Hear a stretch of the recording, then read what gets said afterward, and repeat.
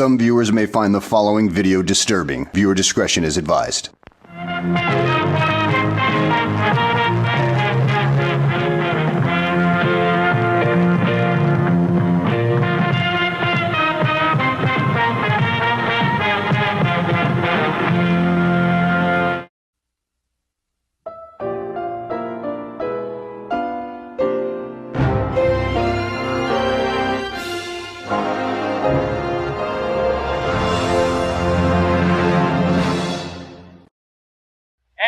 My fellow Americans, ask not what your country can do for you, ask what you can do for your country.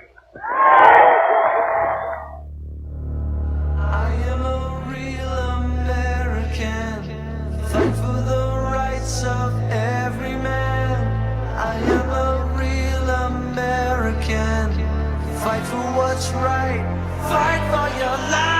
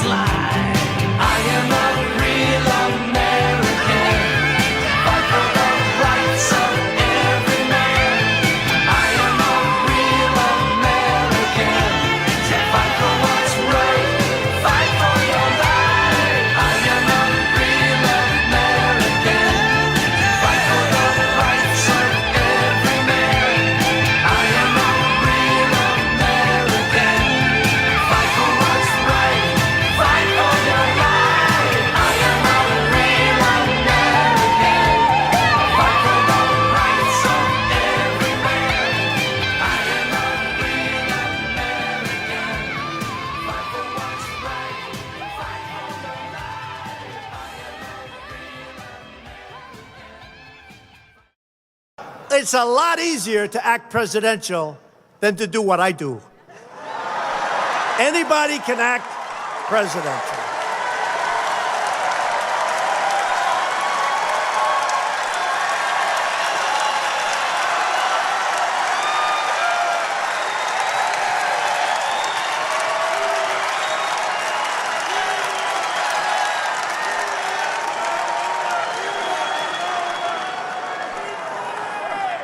Ladies and gentlemen of the state of Florida, thank you very much for being here. You are tremendous people. And I will leave now because I am boring you to death. Thank you.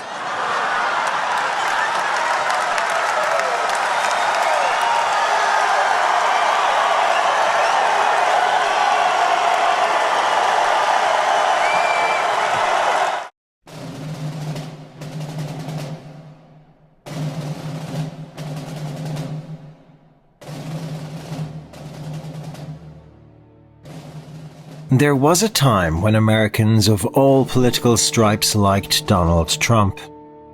A public figure for most of his adult life, a businessman with a taste for luxury, and a showman who embodied the American dream. Trump appeared in television shows and movies because people enjoyed seeing him. For decades, he was an American icon with universal name recognition, a global brand, and even a star on the Hollywood Walk of Fame. Trump is an authentic leader in a hugely inauthentic world. No one could say that Trump lacks a vision. His vision is America first. But what does that mean in practice?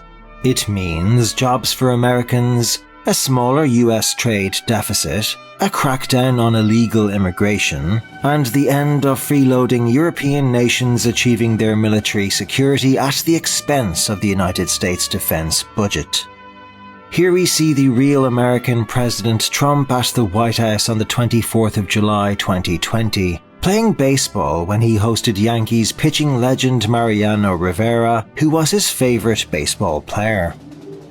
Try to understand the weight of this image. This patriot lost both his arms. The feeling of a handshake is now lost to him. President Trump realized this and so touched his face so he could feel the human connection. You'll never see this picture on CNN. This is what I see when I think of Trump's motives. Trump and the First Lady took a detour and went to Nashville after a deadly tornado hit. Witnesses said Trump got out his checkbook and just started writing. Do you think Obama, Clinton, Bush, Biden, or Harris would do something like this? President Trump was widely mocked after this comment. I really believe I'd run in there even if I didn't have a weapon. But now comes word that back in 1991, Donald Trump may have actually had a heroic moment when he foiled a mugging by a guy with a baseball bat. Look at the Just on Earth New York Daily News headline, "Muggers trumped, Donald stops attack." It happened when Trump and his second wife, Marla Maples, were on their way to a Paula Abdul concert when the billionaire noticed the mugger beating a guy with a baseball bat. Trump told his limo driver to pull over here in Midtown Manhattan. According to published reports at the time, he got out and yelled, "Put down the bat." The mugger recognized Trump and reportedly responded, "Mr. Trump, I didn't do anything wrong." Replied Trump, "You're whacking a guy with a bat." The assailant fled the scene. No police report was filed. It was unbelievable. Great going, John, and terrific. Yes. I've been waiting a very long time to ask this. This sounds like trouble. And I just want to know if the story is true or not. You were traveling to Atlantic City, and your limo broke down. Husband and wife pulled up behind, and the husband basically said, "I'm going to help him out." So he helped out the limousine, and a week later, the husband and wife received the deed to their house paid off. Was that a true story? It's true. It's true. It's awesome. That just goes to show what type of man he is. A great... And you know something? She wasn't the only person who took a special interest in you. There was somebody else who saw it. And he's a very famous person. And he wanted to give you a present, too. So watch this in the monitor. I don't know if you know who he is. Hi, Megan. My name's Donald, and you probably don't know me, but I was watching Maury's show the other day, and I must tell you, you really hit me right here. I think you are so beautiful, and both inside and out. I had a little something, a little gift that I gave to Maury, who's a friend of mine, and a very good golfer. Don't ever play him in golf. He's very, very good, believe me. And I gave him a little gift for you, and I hope you and your mother have a good time with it. And you're very special, and you just keep it up and keep up that attitude. So good luck, and you stay in touch. So,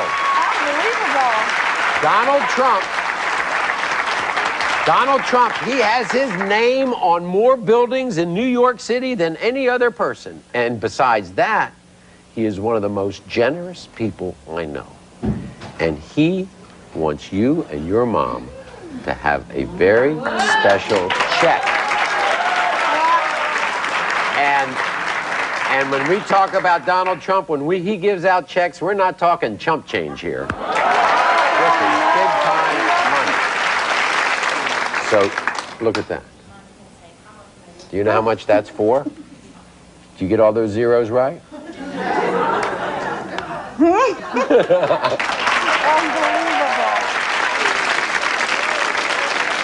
Thank you very much. We expected 1984 to be better. Drought just doesn't strike 3 years in a row, we told ourselves, but it did. 3 years of failed crops meant a $300,000 debt. Our bitter harvest was a first, second, and third mortgage, too many different banks and farm agencies. We couldn't even pay the 13% interest on our loans, which meant the debt continued to increase. It was a Wednesday. Every Wednesday she'd go grocery shopping. He asked her, please don't go that morning. And she was like, she felt something was wrong because that's her routine. They were always rigid on their routines and not changing their routines. And so she stayed. And so then she was in the living room and he was in the bedroom and she heard a gunshot. And she said, LD, I can't believe you've done this. This was not the way to do it. I can't believe you've done this. But then she just knew, and she knew that's why he asked her not to go. The farm had been in my father's family for so long, over 100 years, and he was so devastated that he was going to lose it when it was his. That was the biggest thing of why he killed himself, thinking the insurance company would pay for it, also it would stay, and then go on to like my brother. Didn't want, in his generation, to lose the land. Everybody around the country found out about us and my father committing suicide to save the farm. And because of that, a man from New York reached out to help financially to try to save the farm. He never asked for anything. He just said it really touched his heart when he saw it in the media. So he said because of that, he just really wanted to help. We were very shocked and very appreciative of a man who was pretty much very famous and had lots of money would be interested in saving a poor Georgia farmer to help save his family farm that's been in his family for hundreds of years. What it meant to us going to New York to meet Donald Trump was a celebration. We met at breakfast to go over raising enough money to save most of the farm. And so we were there for like a burning of the deed ceremony. And so there was a picture of my mom and Donald and another man from Atlanta that was burning the deed of the debt. I think the biggest thing that I could say about him is most people haven't seen that he does have that kind side to him, giving side. That's the part that we, my family, see when we see him is the giving, kind-hearted side that most people don't see. They just mainly see the vocal side.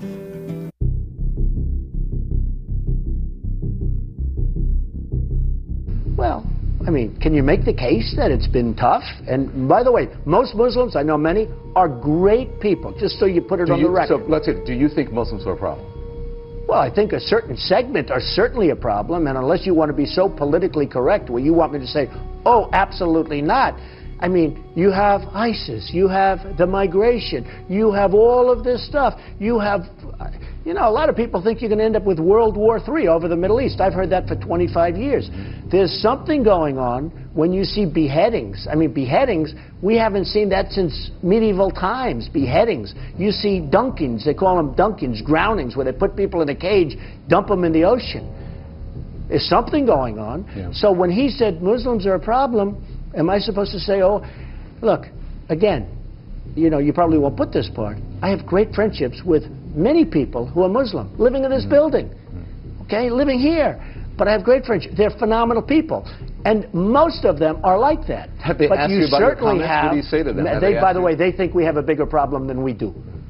Okay? They think we have a bigger problem because there's a radical Islamic group of people that is brutal. And unless our country gets tough and smart, and unless we have the right leadership done, we're in big trouble. In 2017, President Trump signed an executive order banning people from 6 Muslim-majority countries from entering the country after ending Obama's funding of the Syrian rebels. Many of the mercenary rebels working for the deep state were promised safe passage to the United States of America to be able to participate in terrorist attacks against the American people. But Trump's temporary travel ban stopped that. The media lied and tried to attack Trump with typical disinformation by labeling the temporary ban as a holistic Muslim ban, which we see from the illustration was not true at all. I was saddened by the fate of the Palestinian people. They deserve a far better life. They deserve the chance to achieve their extraordinary potential. Palestinians have been trapped in a cycle of terrorism, poverty, and violence, exploited by those seeking to use them as pawns to advance terrorism and extremism.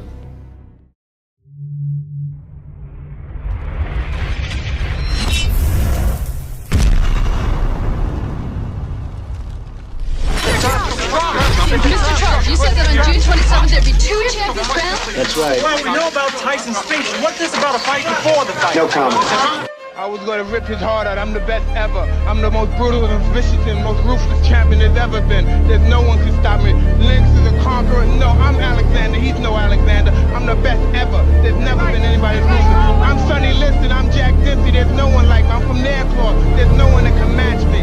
My style is impetuous. My defense is impregnable. And I'm just ferocious. I want your heart. I want to eat your children.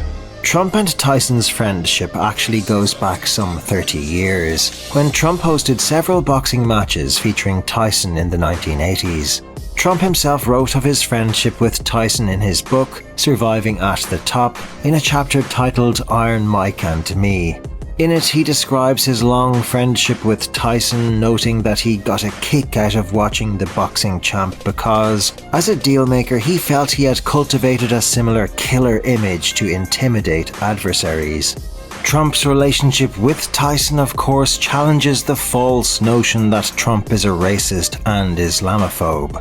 Explain to me now what you were thinking about the Mike Tyson situation. Shortly after the verdict was announced that he had been convicted, he was guilty of the crime, you had a plan. Now, what were you thinking? What was I thinking? Yeah. I was thinking that as soon as he gets out, he's going to fight at my casinos. Yeah, but you can't buy your way through. Of course, I'm only kidding when I say that, folks. I wish I could say that. Mike Tyson was greeted at his door at 1 o'clock in the morning by a woman. He then... Well, we don't need to go through the case again. It's ridiculous. The woman was dancing at 8 o'clock, and this guy's in jail for 6 years. I don't understand it. I think it's wrong. I think... Yeah, but due process of law prevailed. So I think he had one of the worst defense lawyers I've ever seen. This was the worst defense. I mean, their defense essentially was that anybody that goes out with Mike Tyson knows she's going to be raped, and therefore Mike Tyson... This is his defense. I think it was a horrible job. Donald Trump have a big history. He's assisted you in your career. He's supported you on occasion. What are your thoughts on him today? You know, do you think that he's going to be a president great... of the United States? He should be president of the United States. That's what he should be. He should be president of the United States. We were at the UFC fight in Miami, and you walked up with Trump, and that place lost their mind when you guys walked. I don't know if you... Hey, listen, Trump is, I don't like, people don't like, but Trump is the man. Trump is the man. He has this fan base, he has his supporters, and they're going to stick with him to the end. How has he been to you over the years? Hey, I always, I never had a bad moment with him. You've never had a bad moment? No. Did you? Became very profited from him. It was just great relationship. When did you guys initially meet? What was the first encounter? I must have been 19, 20. But I just had dinner with him a week ago. In Mar-a-Lago? Where were you? In Mar-a-Lago. How was that? That was awesome. Me, him, Byron. Byron and his mother, Barron and his mother. And it was just off the hook. Joining us now on the phone, Donald Trump, old friend, real estate mogul, star of Celebrity Apprentice. How well did you know Michael, Donald? Well, Larry, as you know, I knew him very well. He was a great guy. He was actually a very, very smart businessman. He was somebody that was very special. He lived in Trump Tower for an extended period of time in New York, and right next to me, actually, and so I got to know him very well. He would go down to Mar-a-Lago and Palm Beach a lot. In fact, that's where he was with Lisa Marie Presley when it first came out, and he was there for a very long period of time, but he would go down often. When was the last time you spoke with him? Probably a year ago, Larry. You know, Michael was a much different guy in the last 7 or 8 years, maybe 10 years than he was. I always view it as two Michael Jacksons. How do you mean? Well, you had Michael from, let's say, up till around the age of 35, and that was somebody, the greatest entertainer I've ever seen. And then you had the later version of Michael, who was much more reticent. He was much shyer. I mean, you know, he was just a little bit of a different guy. Oh. And I really knew both Michaels. He was a terrific guy. He was a wonderful guy. But he lost a certain amount of confidence in the last 10 years. I mean, he went through a lot, including some very, very bad doctors. And what about the business aspect of this? Is he going to be worth a lot more gone than here? Well, he's going to be worth a lot of money. He's got all of his albums are #1 now. I mean, he's just knocking the hell. Probably they've never seen anything like it, and I guess the debt will be paid off pretty quickly. But he really was. He was a great businessman, and I talked to him. He'd come into my apartment, and we talk a lot about business. And as an example, he met with Paul McCartney. Paul McCartney was telling him, and this is a pretty well-known story, but Michael told it to me. Paul McCartney mentioned that he was going to try and buy back the other half of the Beatles' music, and Michael then went out and bought it. Now, you could say it's not very nice, and I've heard that Paul has always been very angry at Michael for doing that, but perhaps Paul shouldn't have mentioned it. Perhaps that's just business and the way it is, but he really was a very, very good businessman and a very smart guy. Could you envision a Graceland? Well, I could, but it's a difficult area, and you have to go through this town, and as you know, they drove him crazy. You know, the interesting thing is I've known Michael from many different standpoints, and Michael would spend a lot of time with my kids. I have beautiful kids, and at the time, like at Mar-a-Lago, and even in Trump Tower, the kids were very young. Michael would come, play with the kids. He just loved children. He was not a child molester, and I am certain of that. He loved children. He'd play with my son Eric and my son Donald, and he'd just play with them forever. He loved children, but he was not a child molester. And, you know, that whole final saga of Neverland and the police and what they did was, I think, a very, very bad part of Michael's life. Well, he was a unique guy. You know, I first met him years ago when he did a concert at Madison Square Garden, and I was backstage, and I just spoke to him for a little while. And, you know, he was sort of low-key, and even in those days, and that was the Thriller days, when he had that great success. And it was amazing, because I talked to him, and I'd say, there's no way that this guy is going out to that stage to perform. And then you'd see him moonwalk across the stage, and the place would go crazy. And, you know, I've had every entertainer working for me, more or less, and I've just sort of know them all. I knew Pavarotti. I knew all of the great entertainers. And I think the greatest entertainer that I've ever seen was Michael Jackson. There's never been anyone like him. And I guess Elvis was like him, and the Beatles, and, you know, there were a few every generation. Sinatra. But Sinatra was great. But, you know, there are very few. I mean, these people, you can count them on your hand, and Michael was one of them. And just a great guy. He took he's just had tremendous, really difficult last 10 years. His last 10 years, he's been living in hell. Donald, thanks so much for sharing these moments with us. Thank you very much, Larry. Donald Trump. Throughout the 1980s and 1990s, there were few more famously wealthy Americans than Donald Trump and Michael Jackson. So it's unsurprising they'd find themselves moving in similar circles, stepping out publicly at the same fashionable fundraisers and photo ops. Their friendship continued into the 2000s, and despite the two men's rapidly diverging paths, Trump continued to publicly support Jackson up through his 2009 death and beyond, painting the late King of Pop as misunderstood as recently as the lead-up to the 2016 election. In Ivana Trump's 2017 memoir, Raising Trump, she detailed how Jackson, then 30, was a regular supervised playdate hang with Ivanka, Don Jr. and Eric. According to Donald Trump's first ex-wife, Jackson and her 3 children would watch MTV or play video games, or naturally build Trump Tower in Legos. And don't even get her started on the time Michael Jackson popped in for Ivanka's school performance of The Nutcracker.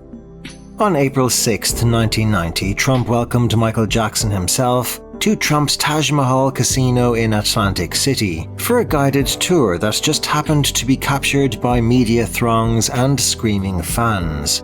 On April 8, 1990, while Jackson was occupied at the Taj, he received news that Ryan White, an Indiana teenager who struggled to survive the AIDS virus, which he contracted from a blood transfusion, made him a subject of national attention, had passed away. In a surreal scene, cameras captured Jackson with Trump in tow, arriving at the White family to pay condolences, with Jackson even climbing inside Ryan's Ford Mustang, which had been a gift from Michael Jackson himself, as a copy of Bad played on the stereo. When asked by a reporter why the two men had appeared together, a Trump spokesperson answered, "Mr. Jackson spent the weekend at the Taj Mahal as Mr. Trump's guest, and Michael Jackson asked him to come along."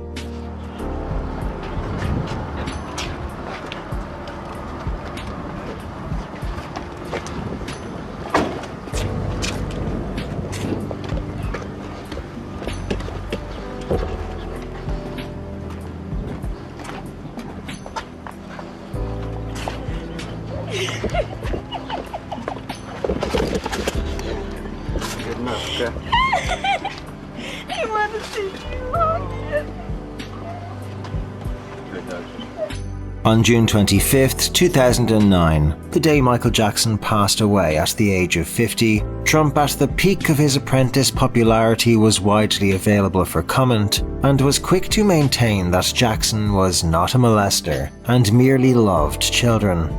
Well, I knew Michael very well, and he was a special guy. He was with me many, many times, at Mar-a-Lago in particular, in Palm Beach, and so many unbelievable weekends took place with Michael, especially in Palm Beach, Florida. And to lose Michael is amazing. Truly iconic. A great, great entertainer, the best I've ever seen. He was all excited about his comeback. He was sold out all over. Thousands and thousands of seats, all sold out. And it didn't take place till next July, and yet he was sold out. He was telling me all over. And it's very sad. Michael did a lot for charity, and if I ever needed him for something, if he had to come like tonight to Police Athletic League, not that he was thrilled about it because the last 10 years were tough for him, but he'd always be there. Michael was very loyal to his friends. I think people don't really know. We all know he was an unbelievable entertainer. You know, you had Elvis Presley, you have Michael, you have very, very few like it, but Michael was a very, very smart guy. A lot of people don't realize that he was really smart.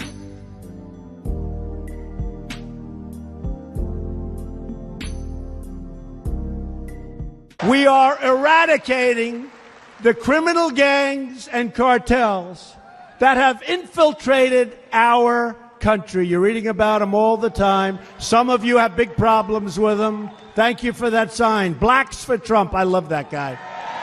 Blacks for Trump. Thank you. Thank you. Thank you, man. That's great. That's really cool. I appreciate it. When Jennifer Hudson's family got killed, Trump put her sister, her nephew up in the Trump Towers rent-free for a long time.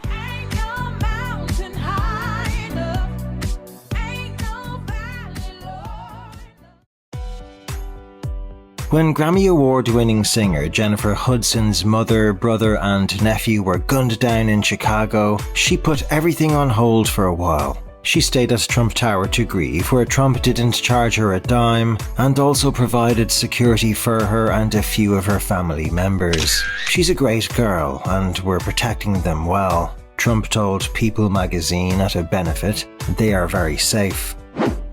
Trump was one of several people to be awarded the Ellis Island Medal of Honor in 1986, on stage with Muhammad Ali and Rosa Parks.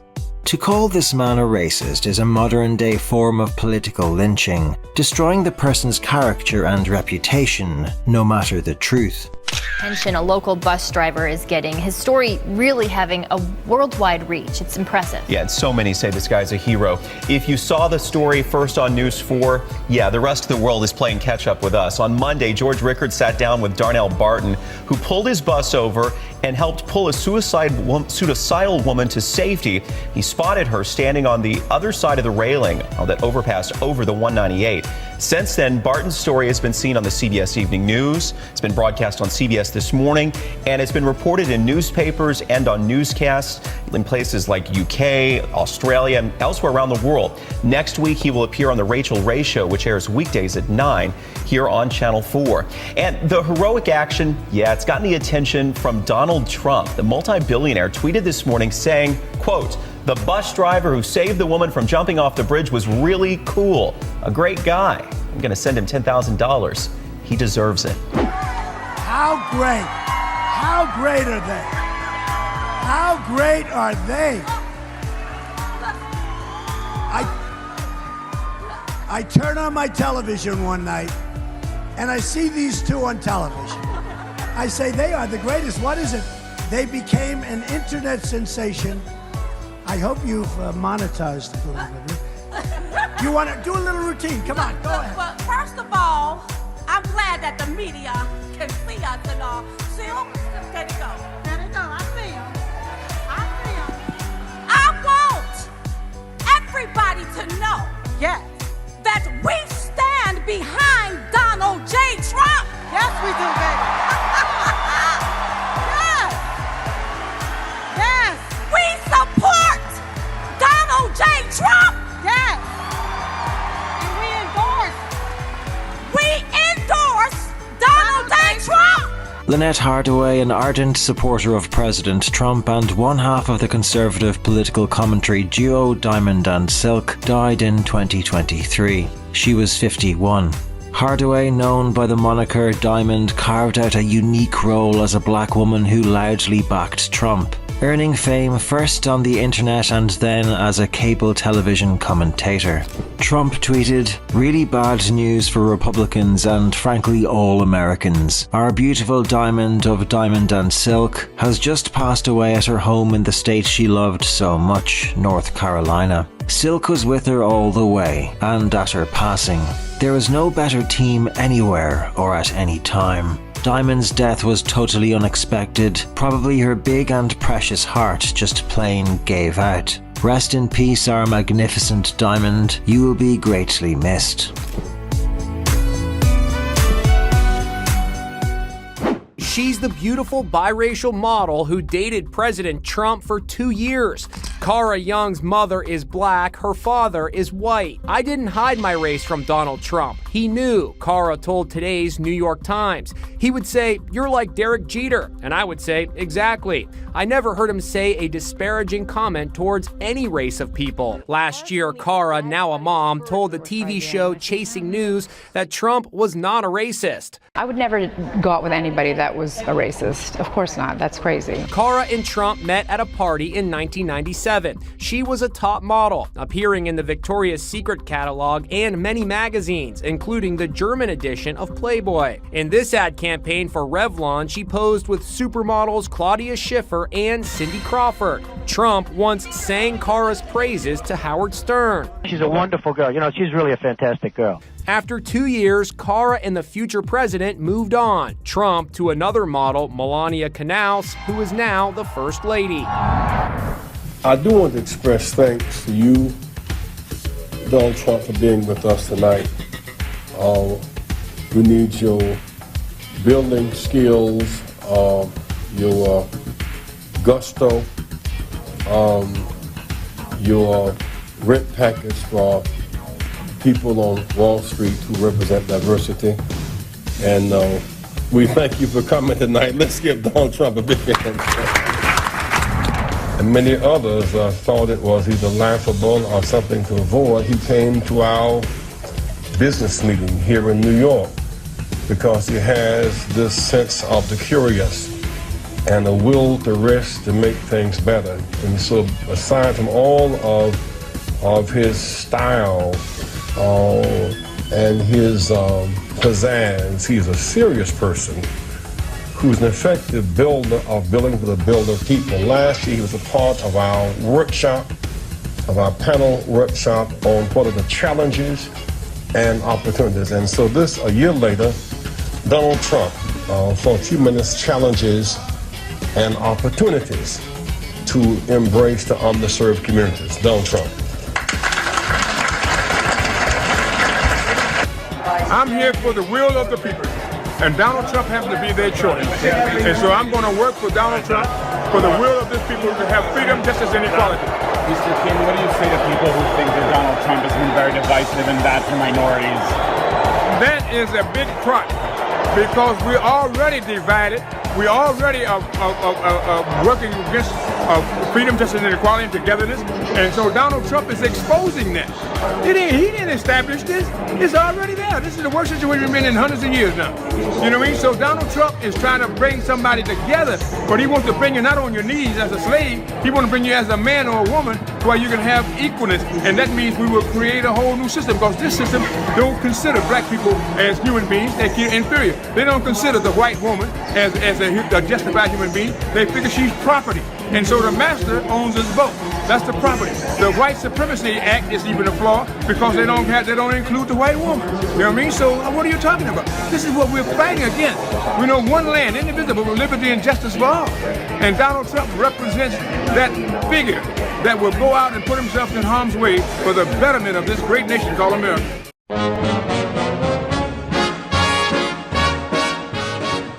And thank you very much, everybody. I'm grateful to be here today with members of the House and Senate who have poured their time, and they really have their heart and energy into the crucial issue of prison reform.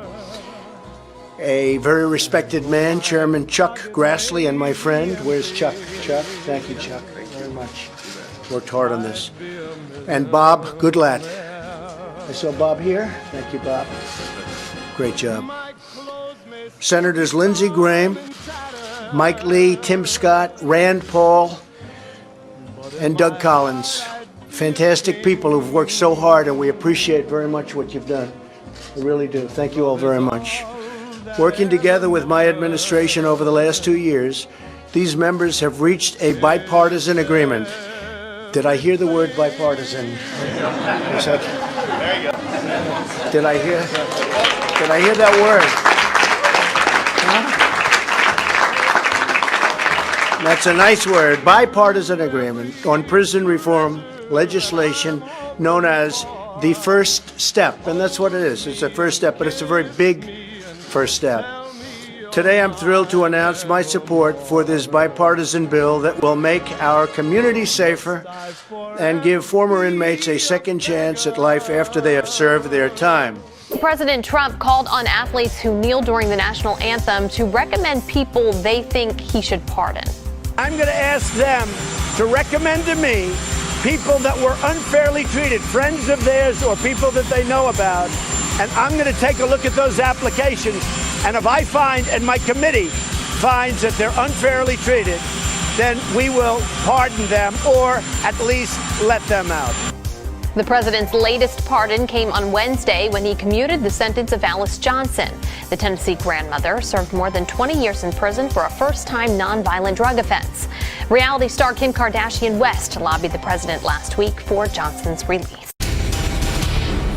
A great-grandmother gets a second chance at freedom after President Trump commutes her life sentence. Alice Marie Johnson served 21 years for a nonviolent first-time drug charge, but a serious charge of drug trafficking and money laundering. Her story caught the eye of Kim Kardashian West, who made a personal plea for the release to President Trump last week. Johnson shared an emotional reunion with her family after walking out of an Alabama prison yesterday. And Alice Johnson and her daughter Katina Scales join us now. Good morning, ladies. Good morning. You look happy. Alice, I'm so happy to be here. I bet you are. I'm so happy. How has your life changed overnight? This time yesterday, I was behind bars. Today, I'm walking around, seeing all the sights and hugging everybody. Katina, did you ever think it would come to pass where you were sitting next to your mom like that outside of jail? I didn't know when it was going to happen, but I knew God had a plan for my mama. And she was coming home. So I knew it was going to happen one day, but I did not know it was yesterday. Well, that is certainly optimistic. The president, Alice, has just tweeted about you. I'll read it to you. He says, "Good luck to Alice Johnson. Okay. Have a wonderful life!" ! What's your reaction? Wow. Wow. President Trump made me having a wonderful life possible. And I'm just so thankful to him. I'm just amazed to hear that I'm actually in one of his tweets. I love it. Oh, I would tell him, thank you, President Trump, for really seeing me, not just looking at some data about my crime, but actually looking at the person who I have become now and having faith that I deserved a second chance in life. I just say thank you for this mercy. Great friend of ours, Steve. Everybody knows Steve Harvey. Everyone having fun? You having fun? Sure. Steve just came up to say hello. Steve? Mr. Trump. I was invited here by both transition teams, Obama's transition team and Trump's transition team, and it was really a really cool meeting in the beginning. We talked a lot about golf and things like that, and people we knew and people in common, and then we got down to the crux of it. He's introduced me to Ben Carson, who is now the new head of housing for urban development, and we're going to team up and see if we can bring about some positive change in the inner cities, which I felt was my only agenda, and he agreed, and he wants to do something. And he realizes that he needs some allies in that department, and he seemed really sincere about it. How we doing, Steve? Hardest working man in show business. Steve Harvey, in a rare moment not behind a microphone, and we talked about a touchy topic. Hey, listen, you made a bold move. You were like the first African American to come out and meet with Donald Trump. Yes, Steve took heat from the African American community after sitting down with the Donald. As far as doing what he promised me he'd do, he's doing it. You know, I'm working with HUD. Yeah. I'm gonna get some housing for underprivileged people. Yay, Trump! Thank you. In a few moments, I will sign an executive order launching a new White House opportunity. This is a very big thing that Tim and I and everybody have been working on for a long time. And Revitalization Council. This council will coordinate efforts across the entire federal government to deliver jobs, investment, and growth to the communities that need it the most. With the creation of today's council, the resources of the whole federal government will be leveraged to rebuild low-income and impoverished neighborhoods that have been ignored by Washington in years past. Our goal is to ensure that America's great new prosperity is broadly shared by all of our citizens. Our country is doing better than ever economically, and we're able to do that. I'm thrilled to announce that our new council will be led by Secretary Ben Carson, who is here with us today. Let's see, Ben. Where is our Ben? Did he allay your concerns that he'll be a president for all people, black and white? Well, certainly he said that he is going to represent Americans. He said that over and over again. And I think that we will continue to evaluate that. I think that the nation supports, I believe that that's his intent. But I think also we have to consistently engage with pressure, public pressure.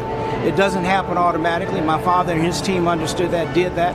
And I think that Americans are prepared to do that. Sir, if I may follow up, isn't there something that just cuts to your core when you hear the president-elect refer to John Lewis as all talk and no action? I mean, nothing could be further from the truth, isn't that right? John Lewis is not all talk and no action. No, absolutely, I would say John Lewis has demonstrated that he's action. As I said, things get said on both sides in the heat of emotion. And at some point, this nation, we've got to move forward. We can't stay on. I mean, people are literally probably dying. We need to be talking about how do we feed people? How do we clothe people? How do we create the best education system? That's what we need to be focused on. On this day, what would your father's message be to President-elect Trump? What do you think your father's message would be to President-elect Trump? This is the final answer I'm going to have because I'm going to reiterate what I just said. I think my father would be very concerned about the fact that there are 50 or 60 million people living in poverty, and somehow we've got to create the climate for all boats to be lifted. in America with a multi-trillion-dollar economy, $20 trillion almost, it's insanity that we have poor people in this nation. That's unacceptable. And when we work together, we know we can roll up our sleeves. There's nothing that we as Americans can't do. Thank you very much. Racism is just a word that's being bandied and thrown about and thrown at the president, in my opinion, unjustly. President Trump is not a racist. I've been with the president recently quite a bit, and when he signed the legislation making the historic site, Martin Luther King site in Atlanta, Georgia, a national park, it was introduced by Congressman John Lewis, and that, believe it or not, that's one thing the two of them did together. It took two to do it, and I'm so glad the president has done it. But what is so outrageous to call a man a racist who continues to acknowledge the significant work of Dr. Martin Luther King Jr., Reverend Dr. Martin Luther King Jr., my uncle, in a positive way. And he puts his money where his mouth is. He puts his energy behind it. Today, the nation's unemployment rate is at a 49-year low.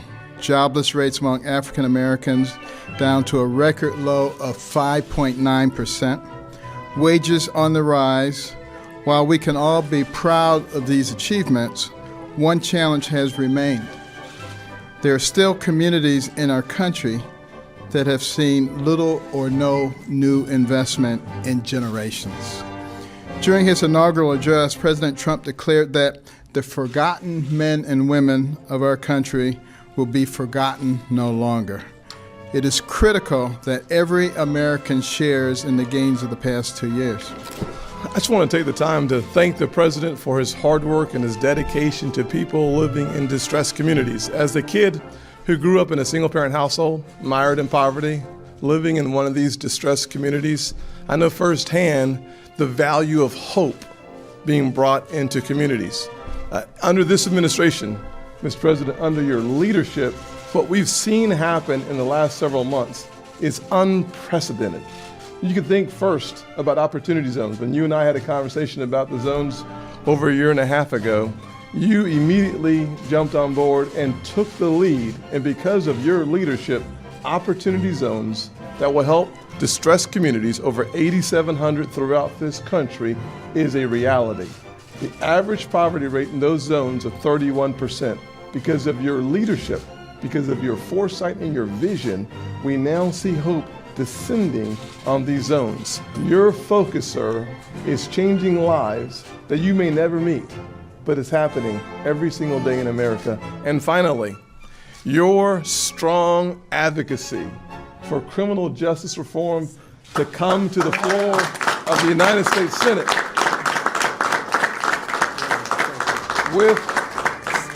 without any question, without your leadership, our Senate would not have made the decision to take it up in 2018. So when it passes, the credit starts at the White House and starts with President Donald Trump. Thank you. Thank you.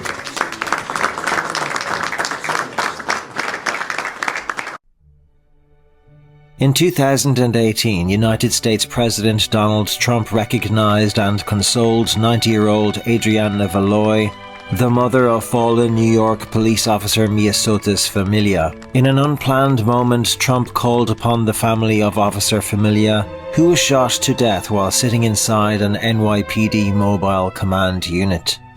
And when that siren blares, when the squad car races down the street, when the police officer steps forth confident and proud and strong, so brave, in that crisp blue uniform, we will think of you. We will think of your incredible daughter. We will be thinking of her. We will be thinking of all of the heroes we lost. And we will thank God for the men and women of law enforcement.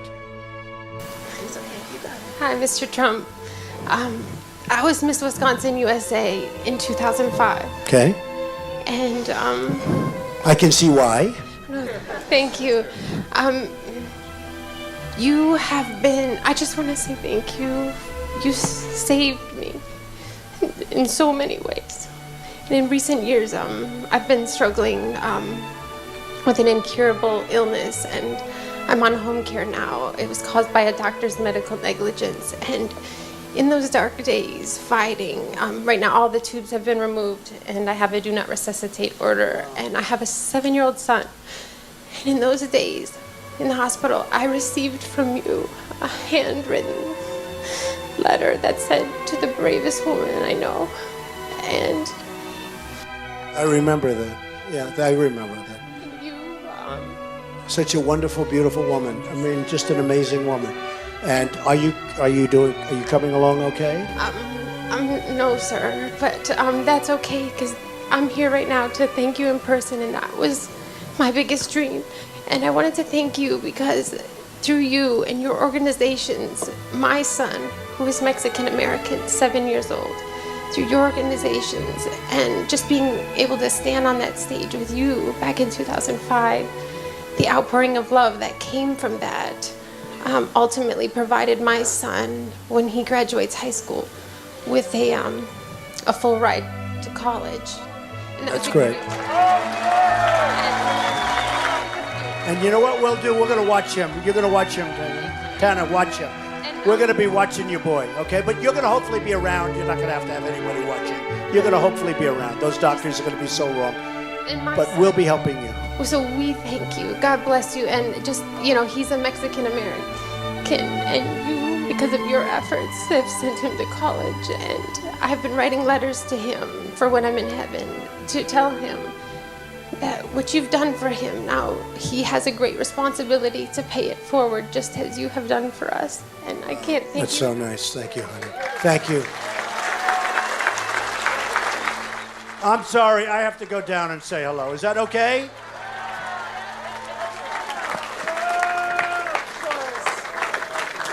Thank you.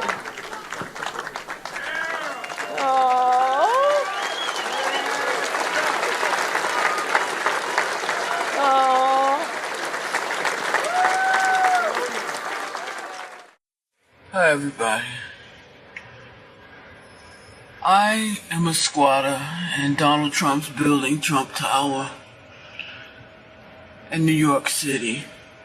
As you can see, I'm in my pajamas. There's Central Park right there.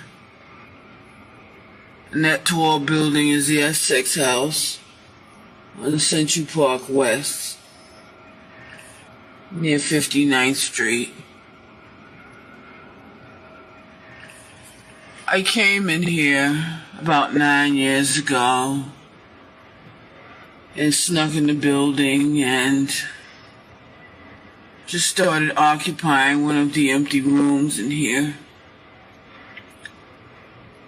By the time our housekeeper noticed I was here the next day, she called the manager and they called the New York City police.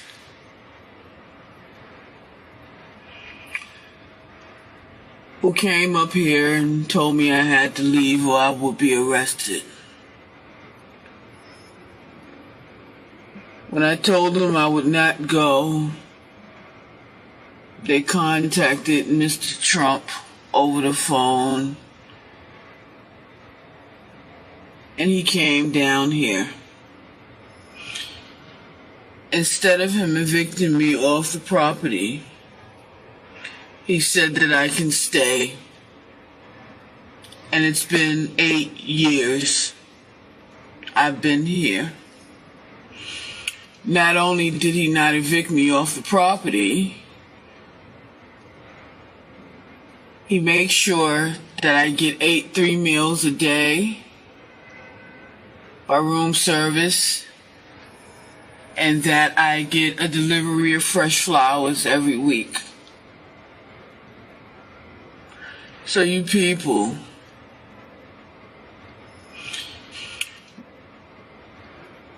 not a bad guy at all. If it weren't for him, I'd be homeless, I'd be dead right now. I'd be in the street. I asked him how am I going to pay him back for all of this, and he told me I can pay him back whenever I get it, which is never. I have no idea why he did this for me. It's been 9 years, and I've been here for totally free, and I haven't paid a dime.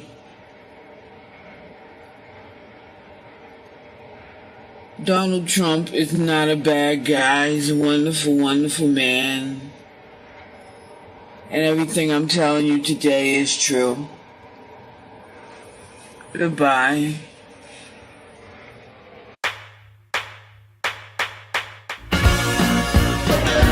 Thank you very much. Raise case for Trump. You don't look good. He said you don't look good. As your president, I will do everything in my power to protect our LGBTQ citizens from the violence and oppression of a hateful foreign ideology. Believe me. One of the most insulting things people say about Trump and his supporters is that they are anti-gay, but here we will see that is simply not the case. The Trump administration started a campaign to end the global criminalization of homosexuality in countries where it is illegal to be gay. NBC News is reporting exclusively that the Trump administration is now launching a global campaign to stop countries around the world from criminalizing homosexuality, especially countries where being gay can lead to the death penalty. U.S. Ambassador to Germany Richard Grenell, the highest profile openly gay person at a high rank in the Trump administration, is leading this effort, kicking off tonight in Berlin. It is aimed initially at Iran, which reportedly executed a young gay man recently. Well, Andrea, here in Berlin tonight, Rick Grenell will be kicking off this campaign that involves a lot of other U.S. embassies as well as the State Department's bureau that deals with human rights issues to try to get countries that still outlaw homosexuality to change their laws. What led to this? Well, one major thing was the reported recent hanging of a young gay man in Iran, something that U.S. officials found to be quite disturbing, and they wanted to take action against this. One of the groups that's expressing fear is the LGBTQ group. And yet I mentioned them at the Republican National Convention. And everybody said, that was so great. I have been, I've been a supporter. Well, I guess the issue for them is marriage equality. Do you support marriage equality? It's irrelevant because it was already settled. It's law. It was settled in the Supreme Court. I mean, it's done. So even if you appoint a judge that... It's done. You have, these cases have gone to the Supreme Court. They've been settled. And I think I'm fine with that. Now let us listen to what Biden, Obama and Hillary Clinton have said previously about gay marriage. Do you support gay marriage? No. Barack Obama nor I support redefining from a civil side what constitutes marriage. We do not support that. That is basically a decision to be able to be left to the faith and people who practice their faith determination what you call it. The bottom line, though, is, and I'm glad to hear the governor, I take her at her word, obviously, that she thinks there should be no civil rights distinction, none whatsoever, between a committed gay couple and a committed heterosexual couple. If that's the case, we really don't have a difference. I believe that marriage is not just a bond, but a sacred bond between a man and a woman. I have had occasion in my life to defend marriage, to stand up for marriage, to believe in the hard work and challenge of marriage. So I take umbrage at anyone who might suggest that those of us who worry about amending the Constitution are less committed to the sanctity of marriage or to the fundamental bedrock principle that it exists between a man and a woman going back into the mists of history as one of the foundational institutions of history and humanity and civilization, and that its primary principal role during those millennia has been the raising and socializing of children for the society into which they are to become adults. The New York Times recently began posting the celebrations of gay unions. Not just straight people getting married, but gay people who want to announce their unions. Do you think New York State should recognize gay marriage? No. No. Okay.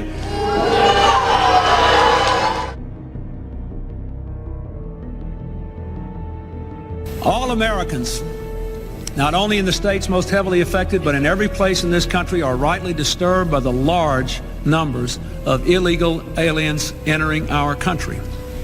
The jobs they hold might otherwise be held by citizens or legal immigrants. The public service they use impose burdens on our taxpayers. That's why our administration has moved aggressively to secure our borders more, by hiring a record number of new border guards, by deporting twice as many criminal aliens as ever before, by cracking down on illegal hiring, by barring welfare benefits to illegal aliens.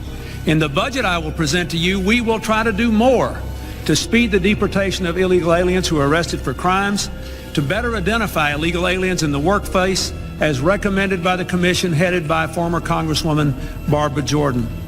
We are a nation of immigrants, but we are also a nation of laws. It is wrong and ultimately self-defeating for a nation of immigrants to permit the kind of abuse of our immigration laws we have seen in recent years, and we must do more to stop it. We all agree on the need to better secure the border and to punish employers who choose to hire illegal immigrants. We are a generous and welcoming people here in the United States, but those who enter the country illegally and those who employ them disrespect the rule of law, and they are showing disregard for those who are following the law.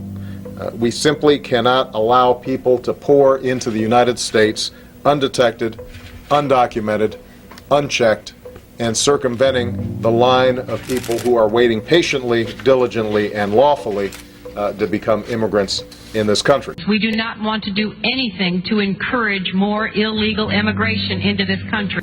We have to stop the inflow of illegals coming into our country. Mexican government's policies are pushing migration north. The Mexican government is much smarter, much sharper, much more cunning, and they send the bad ones over because they don't want to pay for them, they don't want to take care of them. Look, I voted numerous times when I was a senator to spend money to build a barrier to try to prevent illegal immigrants from coming in.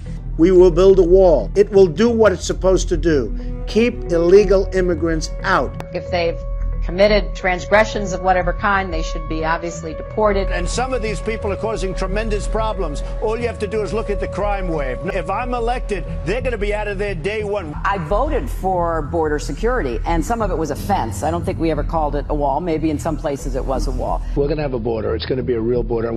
Secure our borders with technology, personnel, physical barriers if necessary. We need to have tougher employer sanctions. We have a country, we have to have borders. We have borders, we have to have laws. We either have a country or we don't. Illegal immigration is wrong, plain and simple.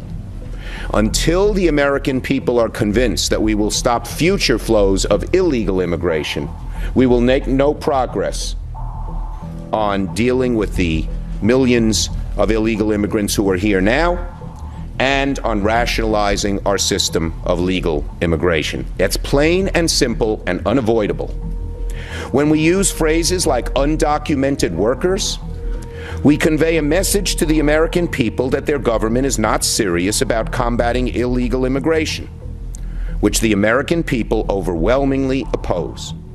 If you don't think it's illegal, you're not going to say it. I think it is illegal and wrong, and we have to change it. Above all else, the American people want their government to be serious about protecting the public, enforcing the rule of law, and creating a rational system of legal immigration that will proactively fit our needs rather than reactively responding to future waves of illegal immigration.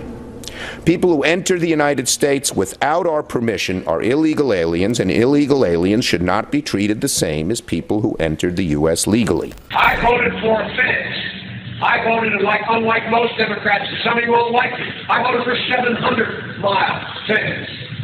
But let me tell you, we can build a fence 40 stories high, unless it changes the dynamic in Mexico.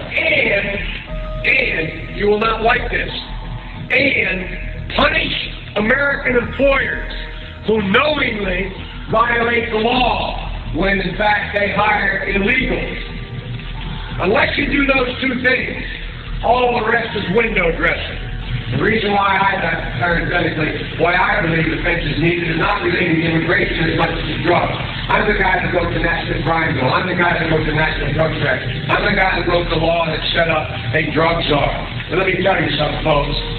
People are driving across that border with tons, hear me, tons of everything from byproducts from methamphetamine to cocaine to heroin. There is bipartisan hope of getting it done. This year, the Senate passed an immigration reform bill by a wide bipartisan majority, and it addresses the key issues that need to be addressed. It would strengthen our borders. It would level the playing field by holding employers accountable if they knowingly hire undocumented workers. It would modernize our legal immigration system so that we eliminate the backlog of family visas and make it easier to attract highly skilled entrepreneurs from beyond our borders. It would make sure that everybody plays by the same rules by providing a pathway to earn citizenship for those who are living in the shadows. A path that includes passing a background check and learning English and paying taxes and a penalty and getting in line behind it, everyone trying to come here the right way. We have to send a clear message. Just because your child gets across the border, that doesn't mean the child gets to stay. Should they be sent back? Well, first of all, we have to provide the best emergency care we can provide. We have children 5 and 6 years old who have come up from Central America. We need to do more to provide border security in southern Mexico. They should be sent back now. Well, they should be sent back as soon as it can be determined who responsible adults and their families are, because there are concerns about whether all of them can be sent back, but I think all of them who can be should be reunited with their families. What's the difference between a wet raccoon and Donald J. Trump's hair? A wet raccoon doesn't have $7 billion fucking dollars in the bank. Do you really think this is the right thing for us to be doing, Ivana? What will people think? Let them talk. Donald. Ivana. It's wrong, isn't it? But it feels so right. Then it's a deal? Yes, we eat our pizza the wrong way. Crust first. May I have the last slice? Actually, you're only entitled to half. Man, this 555 deal's really popular. Mr. Trump, here you go, 3 medium pizzas, $5 each. Tell you what, I'll counter that offer with an even better one. Here's the deal. You give me those 3 pizzas, only I'll give you just $5 apiece. Sure. Okay. Still got it, Donald. Still got it. Napoleon, Alexander the Great, Donald Trump. We're all cut from the same cloth, and that cloth is very, very large. It's not too big, is it? No. Turn left on Trump Avenue. Ever wonder why New Yorkers have such big mouths? Go big or go home. Because we eat big pizza, like the big New Yorker from Pizza Hut. 16 inches of real New York pizza dripping with cheese at a very un-New York price. $9.99. They've got to be losing money on this. I put together some really impressive deals. But this thing you've pulled off, it's amazing. A big and tasty for just $1? How do you do it? What's your secret? You're a man of few words. I like that. Cock-a-doodle-doo, folks. I'm Donald Trump. It's Donald Trump's long-lost Saturday Night Live sketch from 11 years ago. Trump, you know our wings will make you happy. Trump dances with SNL cast members dressed as chickens in this commercial for Donald Trump's House of Wings. Come on, get the dancers back. For some reason, the sketch has been deleted from the official DVD, giving rise to all sorts of conspiracy theories. Somebody doesn't want you to see this sketch. The sketch, by the way, has actually been removed, I don't know why, from Hulu, from some of SNL's greatest hits. It's unclear why. Dressed in a yellow suit and yellow tie, Trump was surrounded by 2004 cast members Amy Poehler, Maya Rudolph, Seth Meyers, and Kenan Thompson. Trump has been a favorite SNL target for years and managed to joke about his image when he hosted in 2004. It's great to be here at Saturday Night Live, but I'll be completely honest. It's even better for Saturday Night Live that I'm here. Now here's more lost footage from 1989 when Trump was sitting in the audience for SNL's 15th anniversary show and Chevy Chase dumped popcorn on him. Now, Mr. Hart, I just want to say that it doesn't matter what his name is. He couldn't possibly be as wonderful as you, sir. And as far as I'm concerned, you're the most important person that I have ever been close to. Hello, Maureen. Oh, my God. Hello. Excuse me, Jennifer, Jonathan, hello, Uncle Don. You must be Stuart. Yes. You as nervous as I am? Well, we've got a lot of catching up to do. Let's get into the car. This is my girl, fiance, Debbie. Hi, Debbie. Hello, Mr. Trump. Okay, inside. All right. Jonathan, I owe you one. Thanks very much, Donald. Sir, it is my esteemed pleasure to introduce Mr. and Mrs. Donald Trump. It's the Donald! Oh, my God! Hey, Donald. Told me you were here. You look great. Mwah. Thank you very much. Donald owns this restaurant. Oh. This is my friend Mike McNeil. Hey, listen, are you bagging her? Huh? Are you? No, we just met. Well, call me Liz. Oh, sure. Thanks. Okay, boys, it's time to get serious. So let me tell you that all the money that I win from you tonight is the first income I've gotten that's not been garnished by the Bank of Margot. I hope you have a good lawyer. Hey, Donald, listen, it's 50 cents to open. Okay, here's a news flash. You're rich, all right? And I didn't get rich by throwing away quarters. All right, okay. Samantha, a cosmopolitan, and Donald Trump. You just don't get more New York than that. Look at this right here on the street. It's Donald Trump. What are you, morons? Wade. Trump. I hear Kelson finally dumped you. Not exactly, no.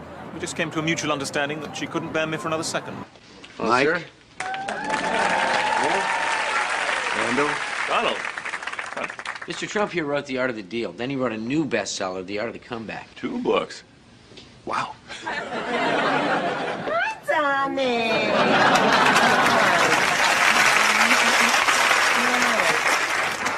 Donald Trump, I'd like you to meet... Oh, what am I talking about? All you handsome zillionaires know each other.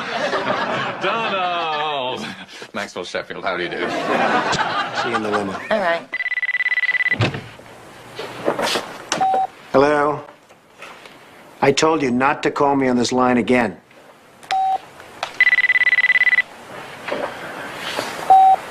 That's better. Cuddy is going to crash and burn and take his clients with him. Excuse me. Dalton, I'm here with Donald Trump. For God's sake, how long is it going to be? I have checks sitting on 2 tables. Ah, Miss Ayers, how nice to see you. I have Mr. Cuddy's usual table. Cuddy?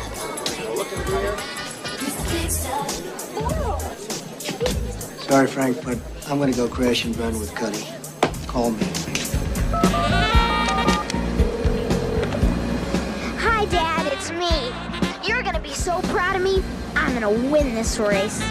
Waldo, you're the best son money can buy. Thanks, Dad. Look, without Derek Zoolander, male modeling wouldn't be what it is today. Actually, hiring Eddie was my idea from the beginning. Excuse me, where's the lobby? Down the hall and to the left. Thanks. The Donald is is here, live on Monday Night Raw. Hey, look at this! Donald Trump! Donald Trump! Donald Trump taking down Vince McMahon! Oh, my God! The hostile takeover of Donald Trump on Vince McMahon has happened at WrestleMania 23. I didn't think he would do it! Okay, kids, make it fast. I've got a plane to catch. We've created a magazine. Mr. Trump, we give you Scabsy. Come on, let's go out and do this real fast. We'll like it. This is the President's desk. Very famous desk, actually. Many presidents have sat behind this desk. Good stuff, right? We just say, all right, nothing like the White House. You know, it's the whole deal, right? How are you? Good to meet you. Okay. I'm all with you. Thanks, All right. So we good to go here, Frankie? Should I wait for you? Yeah, Frank, you want to come to it? Your son's a big fan of our website. He's a big fan of you, yeah. I've tried to get, even before this started, I was trying to get a retweet out of him for about 6 months. Well, we'll do that. He kept, well, you got me one, but he'd DM me, I'd be like, get the old man to get a retweet, get the numbers up. We'll talk business. Well, you're doing pretty well on that. Yeah. So are you. Yeah, we are. We did have good numbers. So I consider myself, believe it or not, apolitical. I don't consider myself wildly Republican, Democrat, kind of down in the middle. In fact, this is my first interview I've ever done. So I started at the top. You started very well. That's good. And I was going to give you the heads up. I don't know if you're going to remember this. You once were on Ali G's show, and you were the only one that sniffed out that was a fake interview in the whole thing. I don't know if you remember that. That's right. I thought maybe you'd be like, oh, this guy's a fake. Okay, it's nice and And how does I call you, like... You can call me Donald. For real. Okay. It's Trump, innit? Right. And Rakim, remember at the beginning, what you did... TR... It's up there, innit? So how long has there been businesses? Well, business started from the day one, from early in the world. And what was they doing business in back in the day?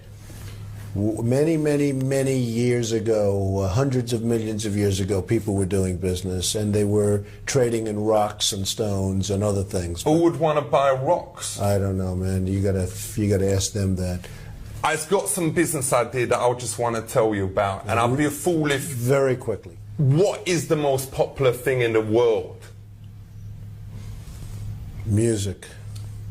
No. Tell me. Ice cream. Okay. Everyone has it. And what is the problem with ice cream? I have no idea. It drips. Okay. So my idea is what? To make a drip-proof ice cream. No. Oh, that's a fucking brilliant idea, this. All right, whatever. You ain't going to come out with that, though. No, I promise you I won't. Well, my idea is to come out with just like these ice cream gloves that make the ice cream not go on your hands and make it all well sticky, and also keep your hands warm. Okay. When you is eating the ice cream. Okay. Is you win or is you win? Okay. Well, it sounds like a good idea, and I hope you make a lot of money. Good luck, folks. It's been nice seeing you. You take care of yourself, okay? Well, is you going to be in on that? Well, it sounds like an interesting... We've got like P. Diddy is going to be in it. Good. Anyways. Now, were you involved with that show in some way? No, not at all. I just watched it on TV. But you're right. I was the only one. All 30 these seconds guys, in and out. I said, hey, this guy's a total fraud, and I left. And everyone else sits there for 6 hours. I know. I You're almost the gave only that one that's ever given me credit for that. That was a very sharp move because he's pretty good at that. He gets everybody. Now, I like this interview. No matter what he does, I like this interview now, Mariana. That's right. I said, what's going on with this guy?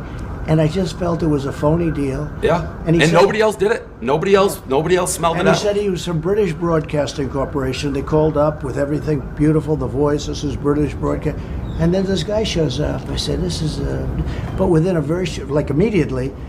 And thank you very much. You gave me credit. Because I never get credit for anything. I'm pretty good. That's what I'm saying. You've been waiting for this moment. Well, people, here it is. Dads are getting in on this. Teachers getting in on this. Your tax guy's getting in on this. Yeah. You used to call me on the cell phone. Some people dance like this. Call me on the cell phone. I swear it's cool to dance like this. Oh, yeah. I might declare it a holiday as soon as Baka get back on the road. Okay, now.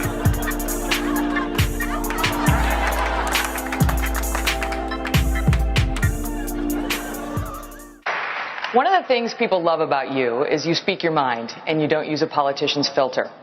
However, that is not without its downsides, in particular when it comes to women.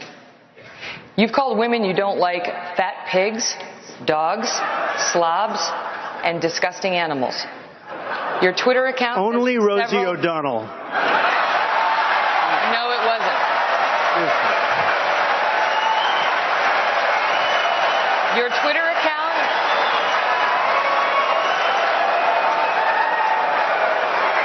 Thank you. Perhaps, indeed, yes. But Donald is here, live on Monday Night Raw. He's still here. And Mr. Trump not coming alone. I like how he travels. Donald Trump is in a world he is not familiar with. This is not real estate. This is the WWE. Oh, no! Oh, Moxley with a spear! Moxley with a spear! Hey, look at this! Donald Trump! Oh, my God! What the hell? The ring just imploded! The ring blew up! Since you're attacking us, can you give us a question? Go ahead. No, Mr. President-elect. Go ahead. Mr. President-elect, Go ahead. since you are attacking No, our news not you. organization, Not can you. you give us a chance? Your organization You are is attacking terrible. our news organization. Your organization Can you give is us a terrible. chance Let's to go. ask a question, sir? Go ahead. Sir, can Quiet. you state, Quiet. Mr. President-elect, Go ahead. Can you state She's categorically, asking a question. Don't Mr. be rude. President-elect, can you give us a question? Don't be You're rude. attacking us. Can you give us a question? Don't be rude. No, I'm not going to give you a question. I'm not going to give you a question. Can you state categorically? You are fake news. It's the motherfucking Eagle Double G. Snoop Dogg! You know I'm mobbing with the D.R.E. Move, bitch! Get out the way! Get out the way, bitch! Get out the way! Move, bitch! Get out the way! Get out the way, bitch! Get out the way! Move, bitch! Get out the way! Okay, question? Yeah, go ahead. Sure. She's shocked that I picked her. No.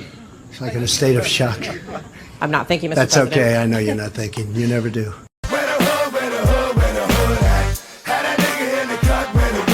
Given your concern with Twitter, have you given any consideration to deleting your account, to just walking away from this platform you've been so critical of? Well, you know, if you weren't fake, I would not even think about it. I would do that in a heartbeat. Whoop, whoop. That's the sound of the police! Whoop, whoop. That's the sound of the beast!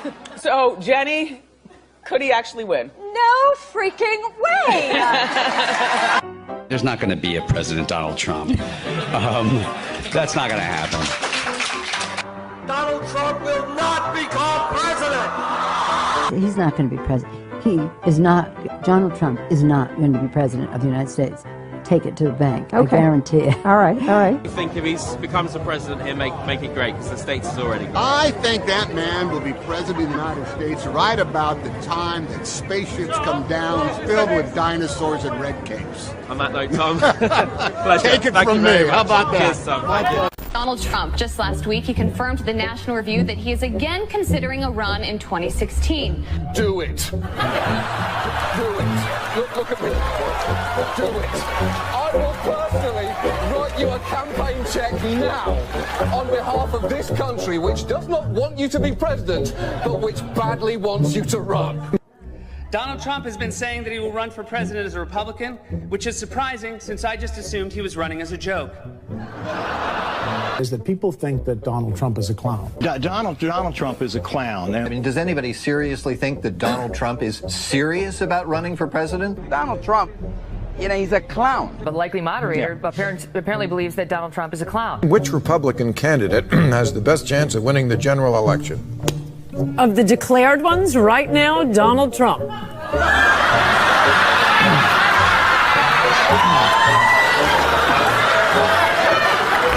President Obama will go down as perhaps the worst president in the history of the United States! Exclamation point at real Donald Trump. Well, at real Donald Trump, at least I will go down as a president. So basically, this is the beginning of the end for Trump. The beginning of the end. Beginning of the end? This is probably starting of the beginning of the end for Donald Trump. Donald, you're not going to be able to insult your way to the presidency. The strongest person usually isn't the loudest one in the room.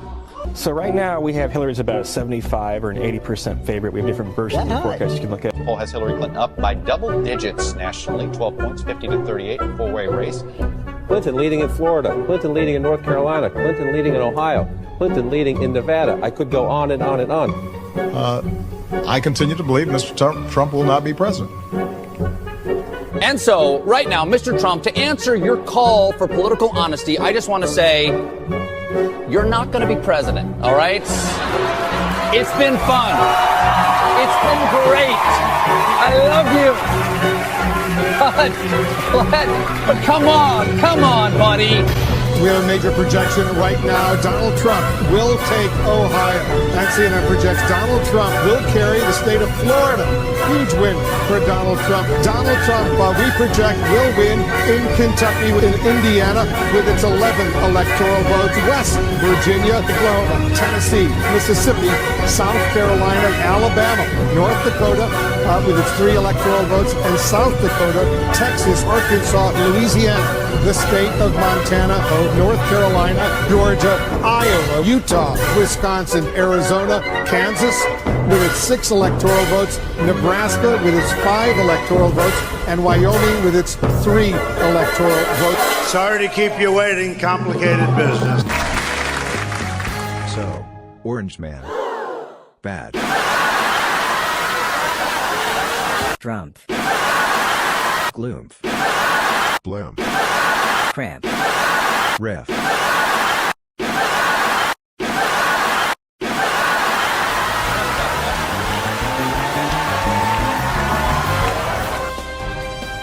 Breaking news. Orange Man bad. Orange Man bad. Orange Man. Orange Man. Orange Man.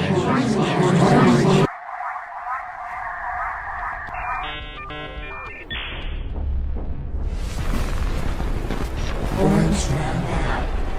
Diversity is our strength. Gender is a social construct. White people must be abolished.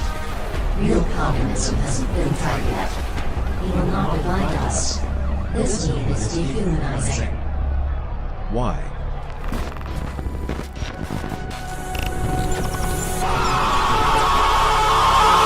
Ladies and gentlemen, Robert De Niro.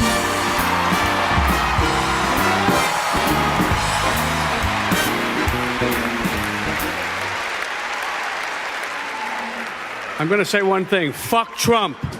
Ever since Trump ran for president, Hollywood has found a way to attack the man. The Trump derangement syndrome is really on full display with Robert De Niro in this clip. Remember that those that yell the loudest when it comes to Trump have the most to hide. When the public finds out about the crimes of those they looked up to in Hollywood, there will be hell to pay.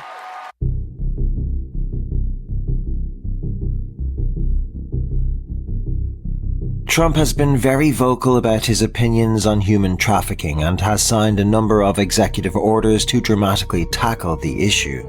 Thank you very much for being with us today as we signed this crucial legislation to combat online sex trafficking and bring criminals to justice. This is so important to all of us, and I thank you, Mr. President, so much for signing this bill into law.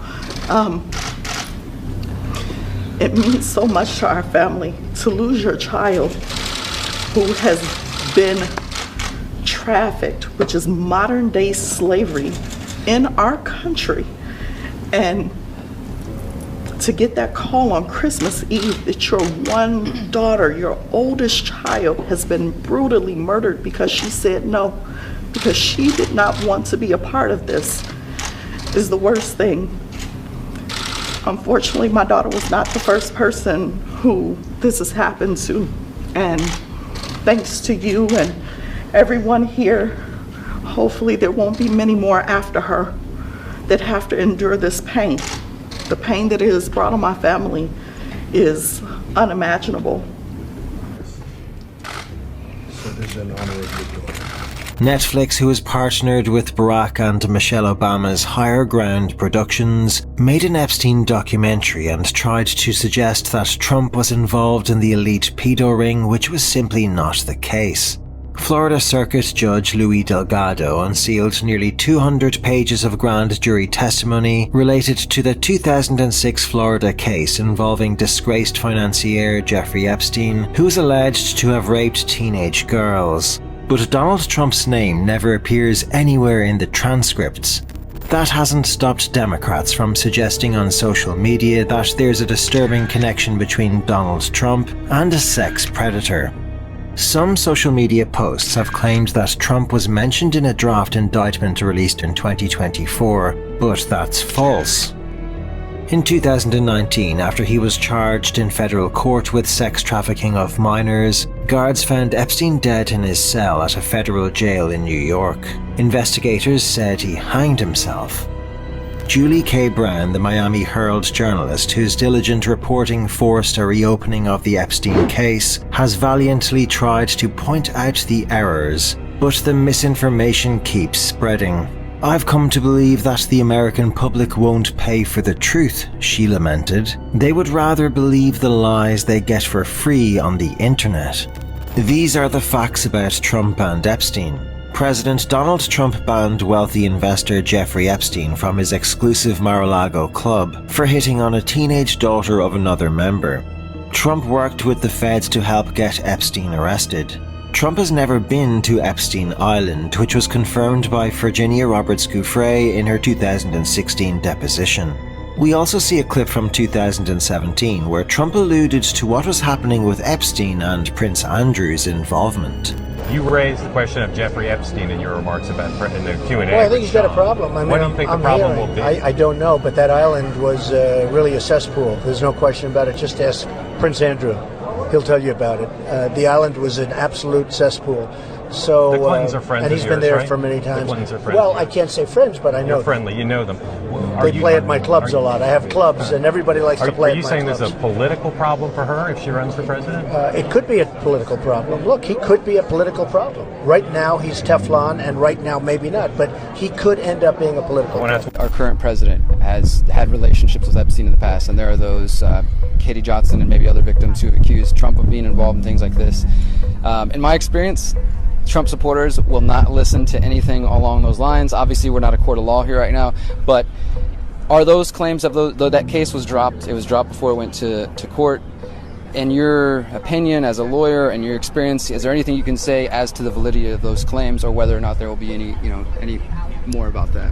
Nothing at all. The only thing that I can say about President Trump is that he is the only person who, in 2009, when I served a lot of subpoenas on a lot of people, or at least gave notice to some pretty connected people that I wanted to talk to them, he is the only person who picked up the phone and said, "Let's just talk. I'll give you as much time as you want. I'll tell you what you need to know," and was very helpful in the information that he gave, and gave no indication whatsoever that he was involved in anything untoward whatsoever, but had good information that checked out and that helped us, and that we didn't have to take a deposition of him. That was in 2009? That was in 2009. Okay, anybody else? Jeffrey Epstein is a terrific guy.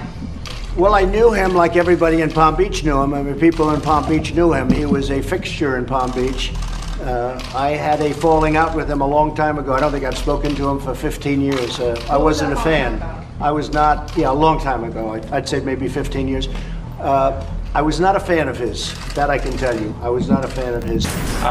Ghislaine Maxwell is in prison, and so a lot of people want to know if she's going to turn in powerful people. And I know you've talked in the past about Prince Andrew, and you've criticized Bill Clinton's behavior. I'm wondering, do you feel that she's going to turn in powerful men? How do you see that working out? I don't know. I haven't really been following it too much. I just wish her well, frankly. I've met her numerous times over the years, especially since I lived in Palm Beach, and I guess they lived in Palm Beach. But I wish her well, whatever it is. I don't know the situation with Prince Andrew. Just don't know. Not aware of it. Mr. President. Mr. President, the other day a reporter asked you about Ghislaine Maxwell. You said, quote, "I just wish her well, frankly. I've met her numerous times over the years, especially since I lived in Palm Beach, but I wish her well, whatever it is." Mr. President, Ghislaine Maxwell has been arrested on allegations of child sex trafficking. Why would you wish such a person well? I don't know that, but I do know that she has. She's been arrested for that. You know her that. friend or boyfriend, Epstein, was either killed or committed suicide in jail. She's now in jail. Yeah, I wish her well. I'd wish you well. I'd wish a lot of people well. Good luck. Let them prove somebody was guilty. I mean, do you know that? Oh, so you're saying you hope she doesn't die in jail? Is that what you mean by wish her well? Her boyfriend died in jail, and people are still trying to figure out, how did it happen? Was it suicide? Was he killed? And I do wish her well. I'm not looking for anything bad for her. I'm not looking bad for anybody. And they took that and I mean, she's a child alleged child sex trafficking. Big deal. But all it is her boyfriend died. He died in jail. Was he killed? Was it suicide? I do. I wish her well. President Trump is defending his decision to retweet a conspiracy theory that Bill and Hillary Clinton may have had something to do with Jeffrey Epstein's suicide. Here's the video the president retweeted. It's from Terrence K. Williams. For some odd reason, people that have information on the Clintons end up dead, and they usually die from suicide. He's a very highly respected conservative pundit. He's a big Trump fan. That was a retweet. That wasn't from me. That was from him. That's been going on for a long time. The whole Epstein episode. And I know it's under investigation by Attorney General Barr, and I'm sure he's going to be handling it. The retweet, which is what it was, the retweet, was from somebody that's a very respected conservative pundit. So I think that was fun, yeah. Appropriate for you to be spreading that kind of conspiracy theory? No, basically what we're saying is we want an investigation. I want a full investigation. And that's what I absolutely am demanding. That's what our Attorney General, our great Attorney General, is doing. He's doing a full investigation. You really think the Clintons are involved in Jeffrey Epstein's death? I have no idea. I know he was on his plane 27 times, and he said he was on the plane 4 times. But when they checked the plane log, Bill Clinton, who is a very good friend of Epstein, he was on the plane about 27 or 28 times. So why did he say 4 times? And then the question you have to ask is, did Bill Clinton go to the island? Because Epstein had an island that was not a good place, as I understand it, and I was never there. So you have to ask, did Bill Clinton go to the island? That's the question. If you find that out, you're going to know a lot. Thank you very much, everybody. And even tonight, with all of the heated back and forth between my opponent and me at the debate last night, we have proven that we can actually be civil to each other. In fact, just before taking the dais, Hillary accidentally bumped into me, and she very civilly said, "Pardon me."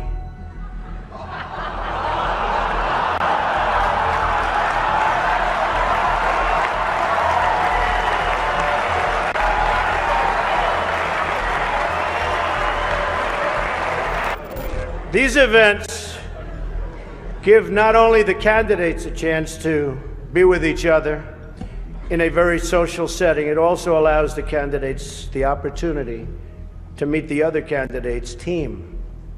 Good team. I know Hillary met my campaign manager, and I got the chance to meet the people who are working so hard to get her elected. There they are. The heads of NBC, CNN, CBS, ABC. There's the New York Times right over there, and the Washington Post. They're working overtime. True. True.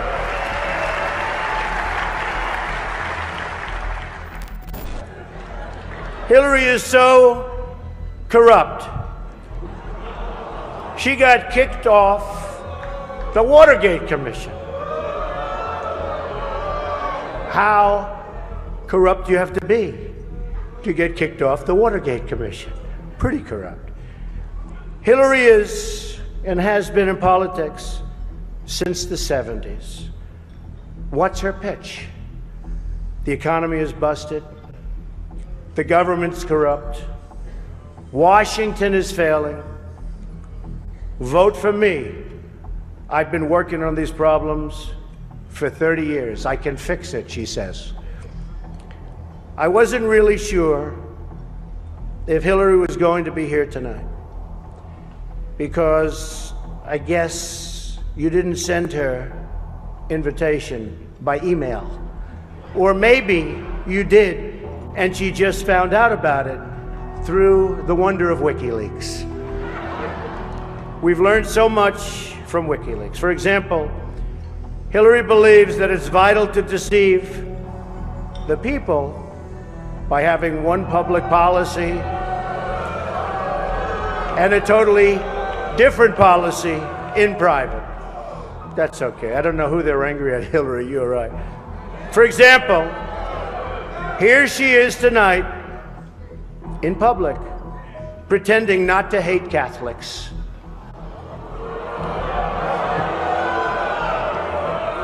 Now, if some of you haven't noticed, Hillary isn't laughing as much as the rest of us. That's because she knows the jokes. And all of the jokes were given to her in advance of the dinner by Donna Brazil, which is, everyone knows, of course, Hillary's belief that it takes a village, which only makes sense, after all, in places like Haiti, where she's taken a number of them. So Uma now is one of the people that it all sort of came through Uma. Who is Uma married to? One of the great sleazebags of our time. Anthony Weiner. Did you know that? She's married to Anthony Weiner. You know, the little bing, bing, bing, bum, bum. I love you very much. So, now think of it. So Uma is getting classified secrets. She's married to Anthony Weiner, who's a perv. No, he is. I've got holes. I've got holes in different area codes.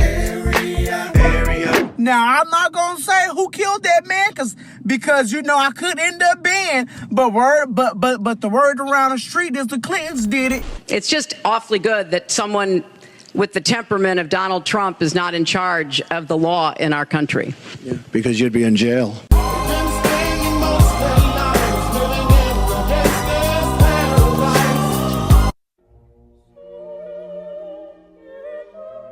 Donald Trump is a role model to many, a leader to many others, and for many men he is a father figure, which brings me to Jay Barrett. In 2019, Barrett, who suffers from terminal cystic fibrosis, received a phone call from the president which was a wish on his bucket list. The call was orchestrated by Barrett's sister and local Connecticut politicians from both parties. President Donald Trump for you. Hey, how you doing? Good, hold on 1 minute. All right, sounds good.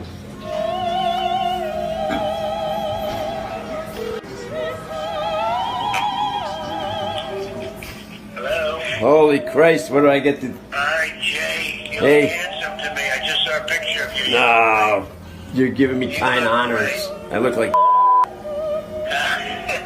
are you doing? How's it going, Jay? It's going, you know what I mean? I'm, You're a champ. You're gonna fight it, right? You're just fighting it? it's what the Irish do, right? Yeah, that's what the Irish do. You better believe it. You look good. I wish you could come to a rally. I wish you could come. I know you like that stuff, and I wish you could. Well, listen, hey. It sounds like you have a great sister, Jay. Well, you know, like we have sibling rivalries, fights, you know, whatever it is. But hey, listen, if you could pencil me in, I'll find a way to get there. That's. I'll tell you what. When I'm up around that territory, and I know where you live, I know it well. Yeah. When I'm up around that territory, where you'll be sitting front row center, Jay. All right. Well, I plan on coming down to D.C. between now and my expiration date. So, whatever. Either way. You don't even talk about expiration dates. Oh, no, I'm not. No. You'll be surprised, you know? I know my people. You're going to be surprised. I just sent you a little note, too. I wrote out a little note. So, I guess we sent it to your sister or whatever, but you'll get that. But I read a beautiful story about you, and I just said I want to call that man. It's my kind of guy. Yeah. Mr. President, I through thick and thin, there's been a lot of thicks. Right. And there's been a lot of thins. Right. I support you. Wow, that's beautiful, man. We love you, Jay. We love you, man. And that's really beautiful. What you just said I won't forget it. I won't forget it. And what we'll do is you just hang tough. A lot of good things are happening, too. Don't get yourself. A lot of good things are happening in terms of the medical stuff. Yeah. So you just hang tough. You're gonna surprise. We'll be talking in 10 years from now, I hope, too. Oh, like I said, I plan on voting for you in 2020, so. You better vote for me in 220, I'll tell you. Yeah. Vote for me, I'm going to be upset with you. No, I'll make sure I do that, God permitting. We'll be in touch. We're sending a little note, but we'll be in touch. Okay. And thank your sister. And I if we will. do anything up there, I want to get you over there. I'll get you up to that rally. I'll have you right in the center, right smack in the middle. You're my kind of guy. You're my kind of man, Jay. Yeah. I try to be. Yeah. I'm proud of you. I'm very proud of you. And say hello to your family and sister and everybody. And I'll talk to you again, Jay, okay? All right, thank you very much. You keep that fight going. We both fight, okay? You keep that going, okay? I will do my end. Thank you for calling and It's an honor. thank you. No, it's an honor for me too as well. Thanks, Jay. Have a great day. Bye-bye. Bye. That's pretty crazy. Dude, I just talked to the President of the United States on the phone. He called you? He called me. He's like... Unfortunately, Jay Barrett died just days later, but his Democrat sister said the call with President Trump meant everything to him and he moved to his next mission in peace.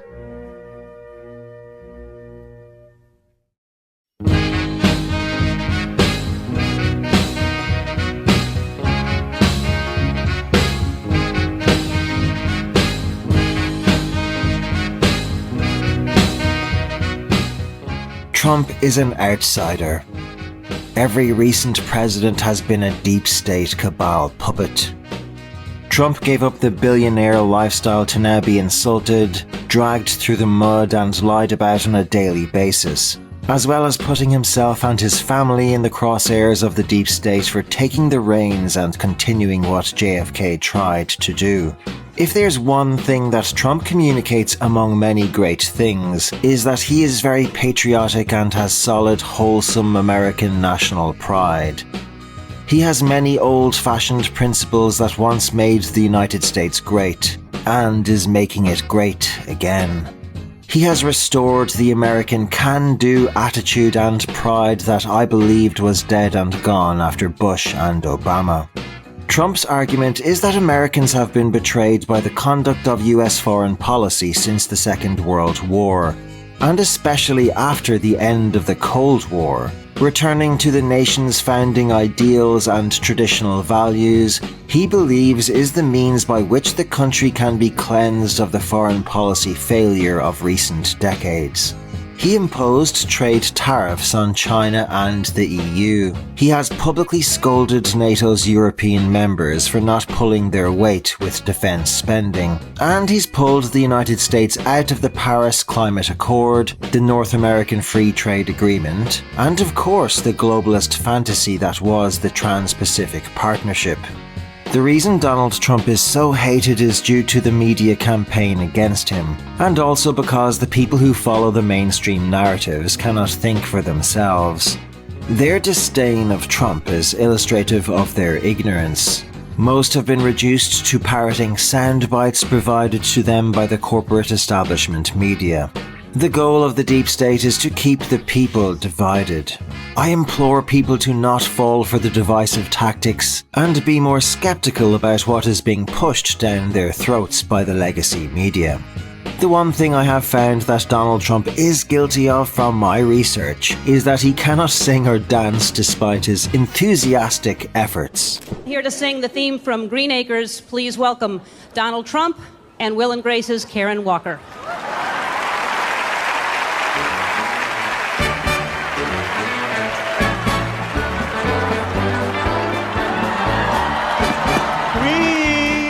Is the place to be. Farm living is the life for me. Land spreading out so far and wide. Keep Manhattan, just give me that countryside. New York is where I'd rather stay. I get allergic smelling hay. Just adore a penthouse view. Darling, I love you. Give me Park Avenue.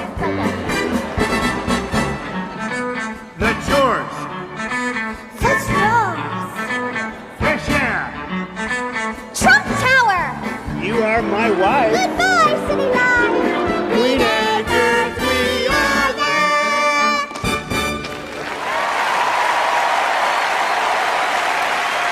One, two, three. Take me out to the ball game. Take me out to the crowd. Buy me some peanuts and Cracker Jacks. I don't care if I never come back. It's root for the home team. If they don't win, it's a shame. Or it's 1, 2, 3 strikes, you're out at the old ball game.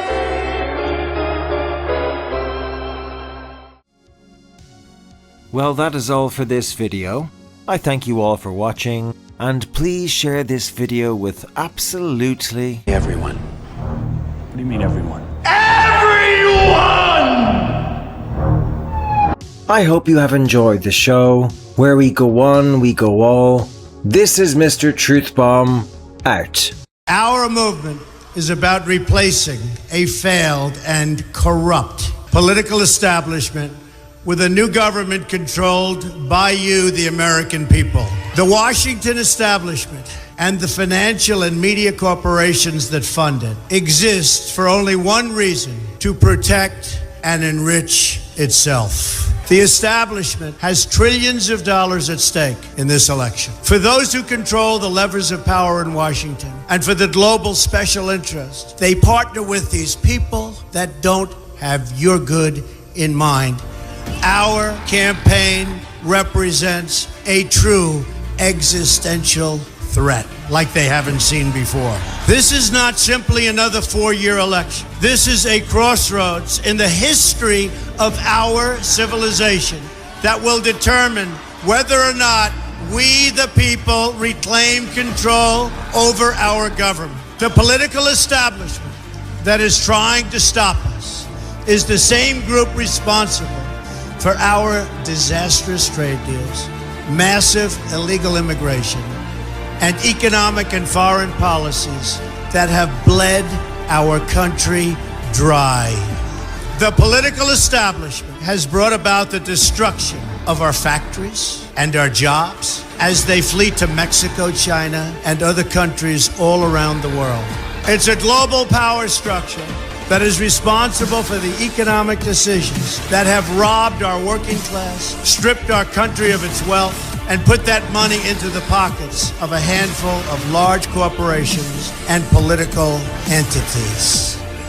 This is a struggle for the survival of our nation, and this will be our last chance to save it. This election will determine whether we're a free nation or whether we have only the illusion of democracy, but are in fact controlled by a small handful of global special interests rigging the system, and our system is rigged. This is reality. You know it, they know it, I know it, and pretty much the whole world knows it. The Clinton machine is at the center of this power structure. We've seen this firsthand in the WikiLeaks documents, in which Hillary Clinton meets in secret with international banks to plot the destruction of U.S. sovereignty in order to enrich these global financial powers, her special interest friends, and her donors. Honestly, she should be locked up. The most powerful weapon deployed by the Clintons is the corporate media, the press. Let's be clear on one thing. The corporate media in our country is no longer involved in journalism.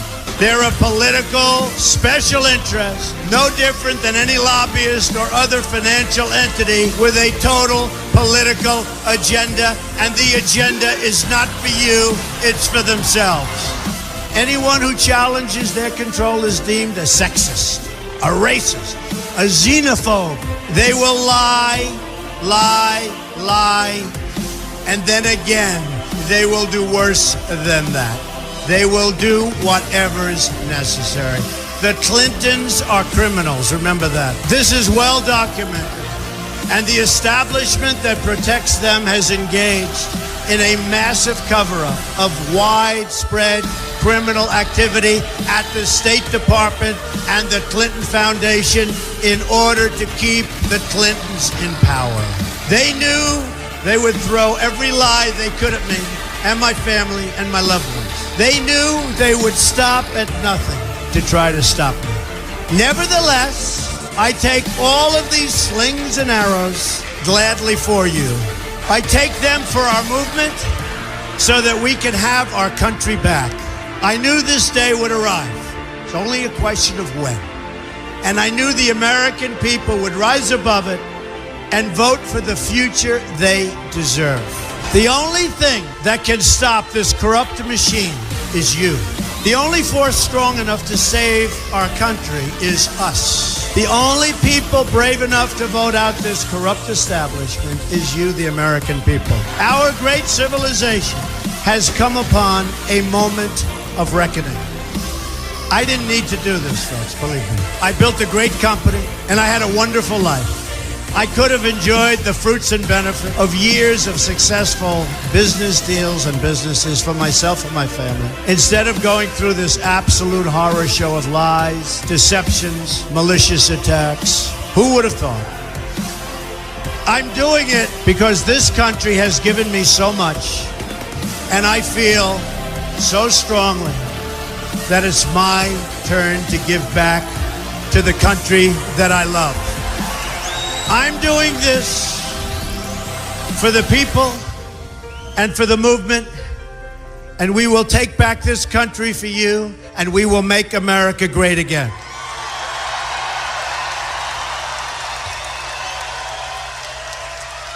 Don't forget to subscribe and click the notification bell for more must-see videos.